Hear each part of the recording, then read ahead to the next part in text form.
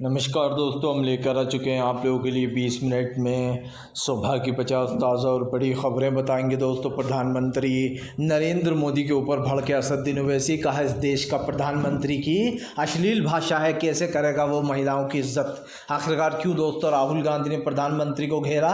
कहा हिमाचल के लोगों को बर्बाद कर दिया है अडानी को सेब के बागान सौंप कर। और क्यों तेजस्वी यादव ने दोस्तों मोदी सरकार को दी खुली चेतावनी, का लिख दिया खुला पत्र। कैसे अखिलेश ने दावा किया कि 7वें चरण में भी बीजेपी का पतन होने वाला है, पूरी तरीके से बीजेपी साफ होने वाली है। कपिल सिब्बल ने फिर उठा दिया ईवीएम का मुद्दा। कहा ईवीएम से छेड़छाड़ संभव। बताएंगे, तमाम मुद्दों पर होगी बात। लेकिन उससे पहले अगर आपने अब तक हमारे चैनल को सब्सक्राइब नहीं किया है जल्दी से करिए। पास में एक घंटी आएगी, इसको भी दबाइए ताकि हर वीडियो की जो अपडेट है वो आपको मिल पाए। दरअसल दोस्तों आपको बताते चले, बीजेपी के ऊपर जमकर भड़कते हुए नजर आए दोस्तों राहुल गांधी बोले प्रधानमंत्री नरेंद्र मोदी ने देश के तमाम किसानों को, तमाम मजदूरों को बर्बाद कर दिया। राहुल गांधी ने कहा 2 लोगों को, पूंजीपतियों को पूरी देश की संपत्तियां सौंपी जा रही हैं, अडानी और अंबानी को। राहुल गांधी ने दावा किया है कि प्रधानमंत्री नरेंद्र मोदी ने पिछले कुछ दिनों में अडानी और अंबानी को, खास कर दोस्तों हिमाचल के सेब के बागानों को भी बर्बाद कर दिया गया। राहुल ने कहा कि 1-2 इंसान पूरा बिजनेस संभालना है जो प्राइस को कंट्रोल कर सकते हैं। और आप समझिए दोस्तों, मान लीजिए देश की तमाम चीज़ें अगर 2 इंसान ही कने सारे प्रोडक्ट होंगे तो वो किस दामों में बेचेगा उसे। मान लीजिए दोस्तों एक अनाज है, वो अनाज सस्ता मिल रहा है, लेकिन वो तमाम अनाज अडानी और अंबानी ख़रीद लेते हैं। और उसके बाद दोस्तों वो जब चाहे उसको मनमाने दाम में बेच सकते हैं, यानी कि वो चाहे तो 2 गुना ज़्यादा पर बेच सकते हैं, 5 गुना ज़्यादा पर बेच सकते हैं, 10 गुना ज़्यादा पर। और आपको लेना ही पड़ेगा, क्योंकि जब उनके पास ही होगा स्टॉक पूरा दोस्तों, तो आपके पास कोई और ऑप्शन तो बचेगा नहीं। आप भूखे तो मरोगे नहीं, तो आपको उतना ही महंगा लेना पड़ेगा जितना वो देते हैं। यही बात राहुल गांधी ने समझाई और ये बात समझने लायक है। एयरपोर्ट अडानी को दे दिए, रेलवे स्टेशन अडानी अंबानी को सौंप दिए गए, ऑयल कंपनीज सौंप दी गई, पाइपलाइनें, तमाम चीज़ें जो देश की संपत्तियाँ वो अडानी और अंबानी के पास गिरवी पड़ी हैं। आपको बताते चले दोस्तों, असदुद्दीन ओवैसी का प्रधानमंत्री नरेंद्र मोदी के ऊपर हमला। कहा मुझे नहीं लगता कि नरेंद्र मोदी इस देश के प्रधानमंत्री हैं।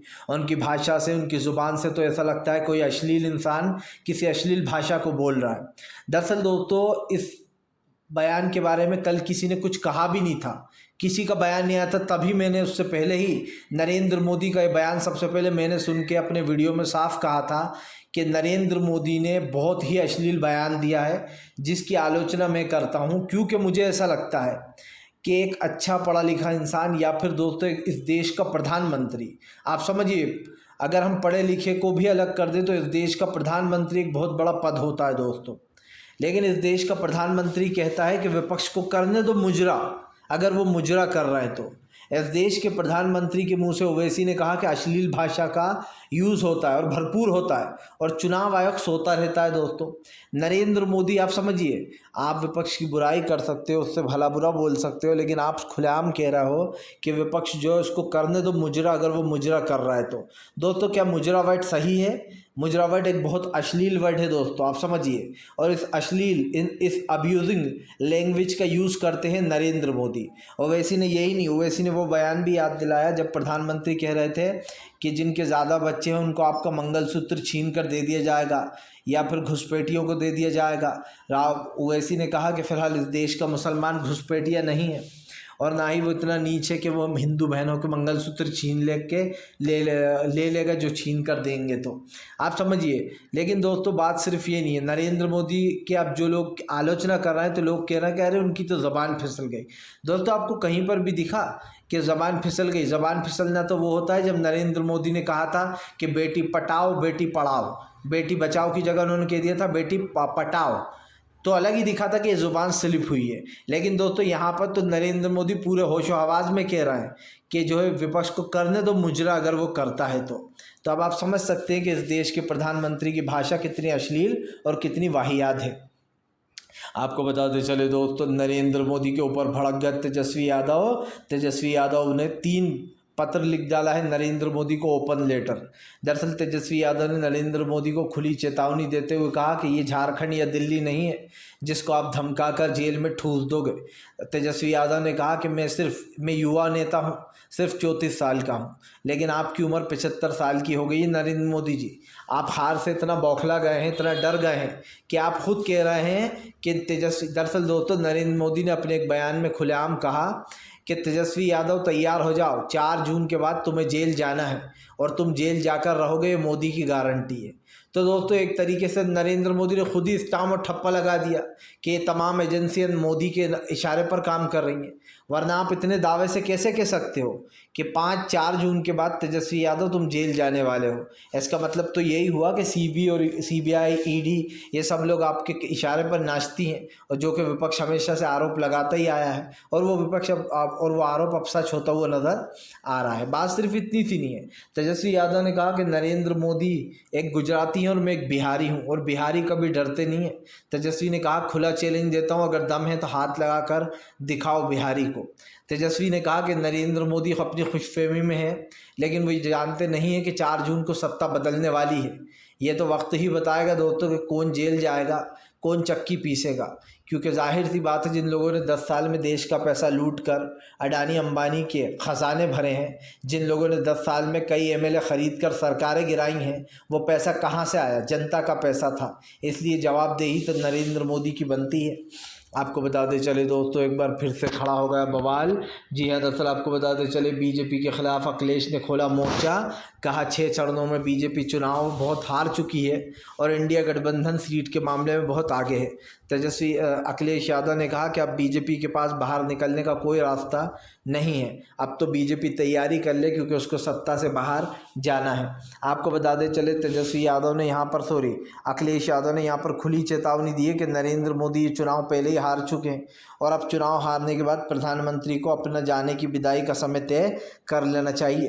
तेजस्वी यादव ने खुली चेतावनी दी है, अखिलेश ने खुली चेतावनी दी है नरेंद्र मोदी को कि फिलहाल इन 5 चरणों में बीजेपी का सूपड़ा साफ हो गया था, और 6ठे चरण में पूरी बीजेपी का गेम ओवर हो चुका है। दोस्तों, सब जानते हैं कि इंडिया गठबंधन 300 से ज़्यादा सीटें जीत कर लाएगा।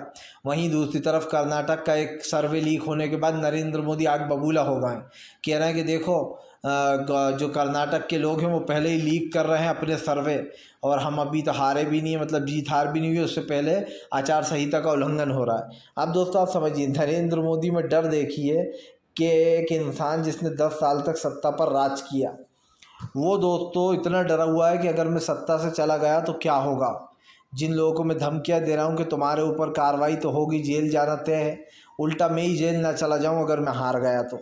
ये सारी बातें बीजेपी के नरेंद्र मोदी सोच रहा है। और सुनिए दोस्तों, आज नहीं तो कल प्रधानमंत्री को जेल तो जाना ही पड़ेगा, क्योंकि उनके राज्य में बहुत बड़े बड़े कांड हुए हैं जिनकी पोल खुलेगी, चाहे वो राम मंदिर का मुद्दा हो, राइफल वाला मुद्दा हो, या और बड़े मुद्दे जिस पर पीएम नरेंद्र मोदी ने चुप्पी साध रखी। अगर इस देश के प्रधानमंत्री को लगता है कि दोस्तों उनको कोई जेल नहीं भेजेगा, तो बहुत बड़ी गलतफहमी में जी रहा है। अगर आपने कुछ गलत किया है तो जेल तो आपको भी जाना पड़ेगा, आज नहीं तो कल जाना पड़ेगा, लेकिन आप जाकर रहोगे। आपको बताते चले दोस्तों, फिलहाल भारतीय जनता पार्टी के ऊपर जमकर भड़कते हुए नजर आए मनोज झा ने कहा, ये गीदड़ भपकी किसी और को देना, तेजस्वी आपसे डरने वाले नहीं हैं। दरअसल दोस्तों, आरजेडी के नेता मनोज झा, जो कि अपनी बातों के लिए जाने जाते हैं और बहुत अच्छा भाषण देते हैं, मनोज झा ने अब बीजेपी को लपेट लिया। मनोज झा ने कहा कि अगर आपको बात करना है तो रोज़गार पर बात करो, अगर आपको बात करना है गरीबी महंगाई पर बात करो। ये क्या कि खुलेआम गीदड़ भपकियाँ दे रहा हो कि हम, ये मोदी की गारंटी है कि तेजस्वी तो जेल जाकर रहेंगे। मनोज झा ने कहा कि आज आपने साबित कर दिया कि तमाम एजेंसियाँ आपके हाथ की कठपुतली हैं, जो कि हम बहुत पहले से कह रहे हैं। अब दोस्तों, अब क्या कहेंगे नरेंद्र मोदी? अब तो खुद अपने मुंह से कह रहे हैं वो कि तेजस्वी को 5-4 के बाद जेल जाना ही पड़ेगा। तो इसका मतलब तो यही हुआ ना कि एजेंसी आपके अंडर में काम कर रही हैं। आपको अगर इतनी हिम्मत है तो आप खुलेआम एक्सेप्ट करो कि हाँ भैया, ये सारी एजेंसियां मेरे लिए काम करती हैं।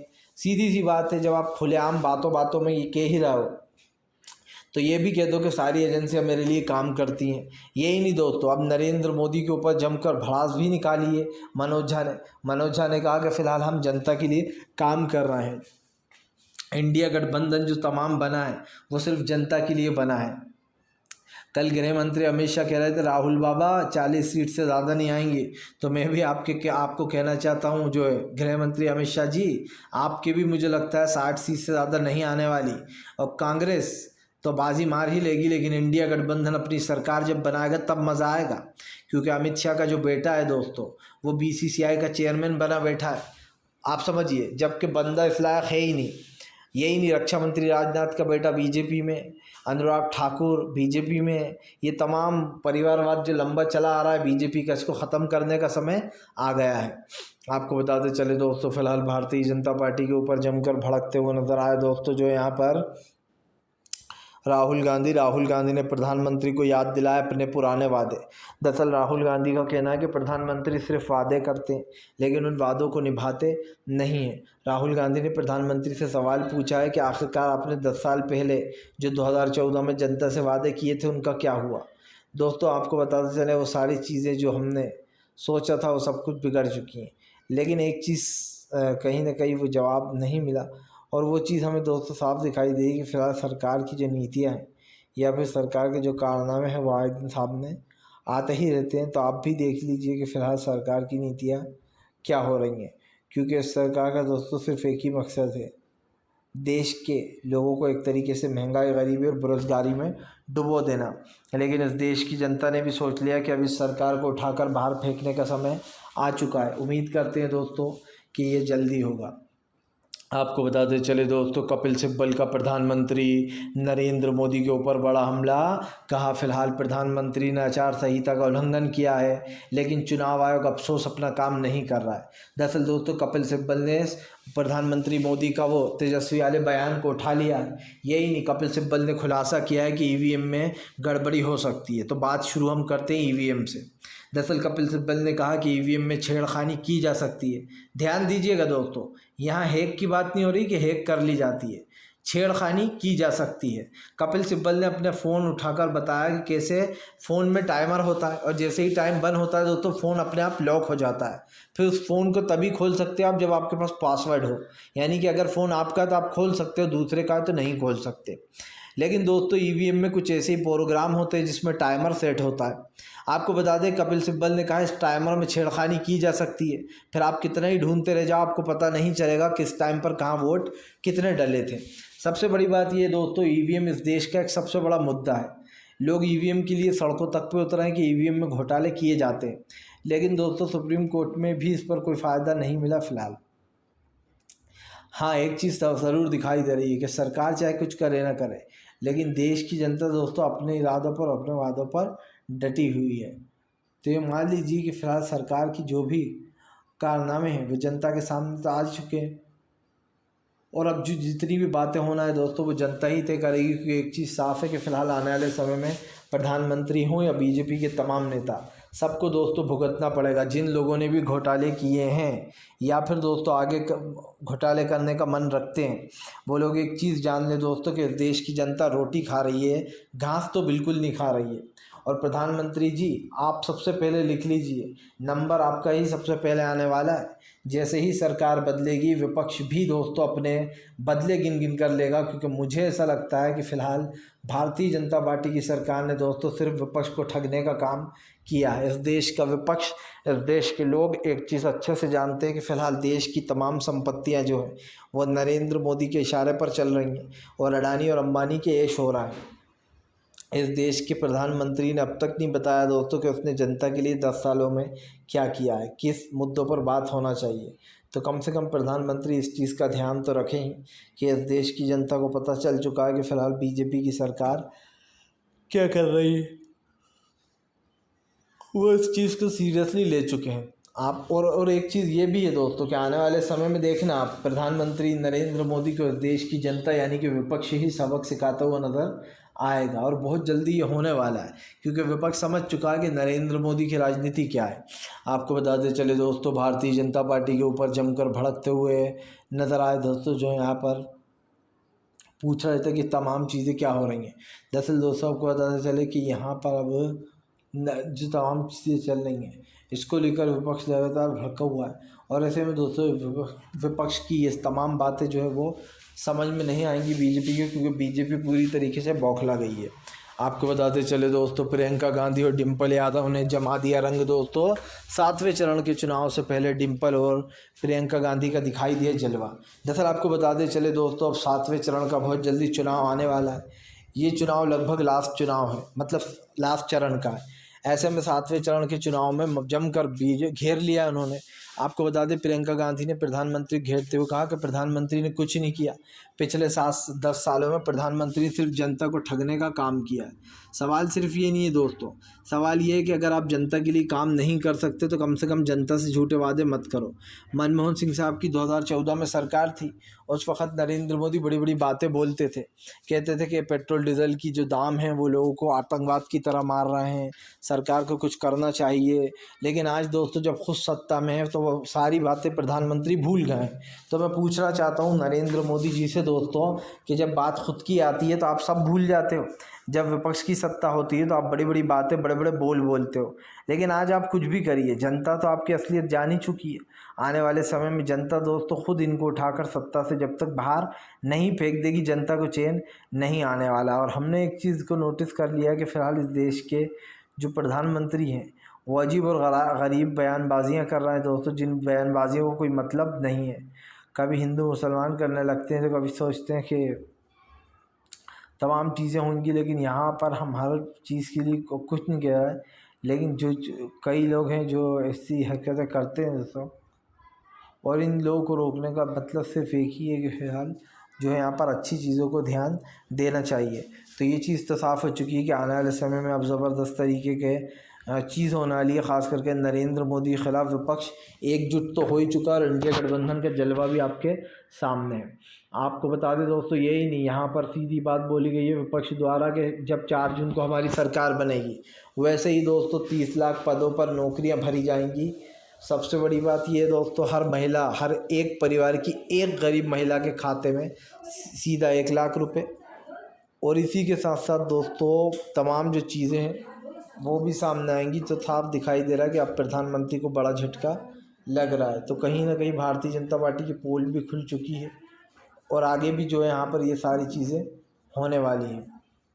आपको बताते चले दोस्तों, फिलहाल भारतीय जनता पार्टी के ऊपर जमकर भड़कते हुए नजर आए दोस्तों जो संजय रावत बोले यह हार का डर है जो प्रधानमंत्री लोगों को धमकियां देते फिर रहा है। दरअसल तेजस्वी को धमकी देने के बाद अब पहली बार जो है यहाँ पर मैंने ये तमाम चीज़ें की हैं। और ऐसे में प्रधानमंत्री नरेंद्र मोदी जो है वो तमाम चीज़ों को, तमाम हथकंडों को अपनाना है। और कहीं ना कहीं चीज़ों पर जो है यहाँ पर हमें भी शक है दोस्तों, विपक्ष को भी शक है कि प्रधानमंत्री की जो बयानबाजियाँ चल रही थी इससे तर भी प्रधानमंत्री के दिमाग में कोई फितूर चल रहा है। और उम्मीद रखी है ये सरकार का तो बोलबाला होने ही वाला है, लेकिन जो है हम भी इस चीज़ पर बात कर रहे हैं और करते रहेंगे।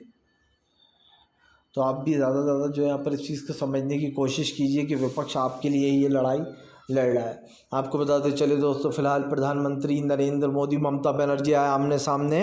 ममता बनर्जी बोली पूरी की पूरी बीजेपी लोकतंत्र को ख़त्म करने पर तुली हुई है, बीजेपी कर रही है लोकतंत्र की हत्या। दरअसल दोस्तों आपको बताते चले लोकतंत्र की हत्या को लेकर अब ममता बनर्जी ने बीजेपी को घेर लिया और ममता बनर्जी ने साफ चेतावनी दी है नरेंद्र मोदी को कि अगर उसने कुछ भी मतलब नहीं किया तो जो है उन तमाम चीज़ों पर पूछताछ होगी। तो ये तो साफ हो चुका है कि फ़िलहाल जिसको जो चीज़ चाहिए वो चीज़ जो है यहाँ पर दोस्तों उसको मिल गई है। और ऐसे में विपक्ष अपनी जिम्मेदारी बखूब निभा रहा है, इसीलिए जो है यहाँ पर ये सारी चीज़ें बोली गई हैं विपक्ष के द्वारा। आपको बताते चलें आने वाला चुनाव का ये जो 7वां चरण है 1 जून को, ये बहुत मायने रखता है दोस्तों, क्योंकि ये आखिरी चरण है। इस चरण में भी इतने वोट देना कि ज़बरदस्त तरीके से दोस्तों यहाँ पर इंडिया की सरकार बने और लोगों को ये पता चले कि इंडिया गठबंधन ने जीत सिर्फ जनता के लिए हासिल की है। जनता के काम होना बहुत ज़रूरी है दोस्तों। आज हमारे देश से सबसे पहले तो बेरोज़गारी मिटाना होगी और उसके लिए दोस्तों सबको साथ आना ही होगा।